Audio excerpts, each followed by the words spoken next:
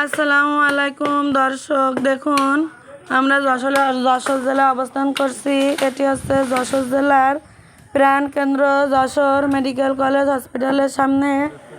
Jessore medical college হসপিটালের সামনে আমার জমি। এখানে আমি একটু জমি কিনেছি বাড়ি করার জন্য। এখানে আমার এখন কাজ চলিতেছে। এখানে আমার অনেকগুলো গাছ আছে, এগুলো আমি পরিষ্কার করে লাকড়ি বের করতেছি। দেখুন দর্শক, দেখানোর চেষ্টা করছি। একে একে আমার দুজন লেবারে কাজ করতেছে সুন্দরভাবে। আমার গাছগুলোও সুন্দরভাবে পরিষ্কার করে দিয়ে ওরা সুন্দরভাবে লাকড়িগুলোকে তৈরি করে দিচ্ছে।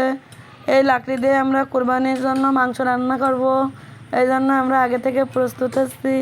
দর্শক, আমাদের সাথে থাকুন, দেখতে থাকুন কতগুলো লাকড়ি বানিয়ে ফেলেছে দেখুন অল্প সময়ের মধ্যে।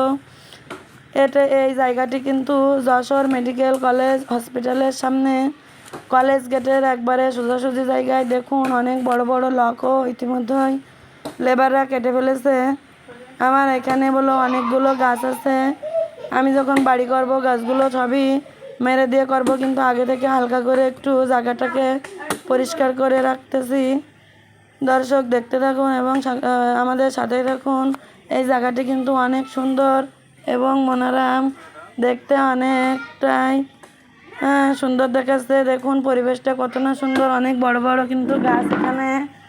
গাছগুলো দেখতে কিন্তু অনেকটা ভালো লাগছে। দেখুন অলরেডি আমার লেবাররা কাঠগুলোকে লোড দিয়ে ফেলেছে। এক ট্রলি পুরো এক ট্রলি কাঠ হয়েছে আমার। এটিকে নিয়ে আমি সোজা চলে আসবো আমার নিজ থানা, জিগরগাছা থানায়।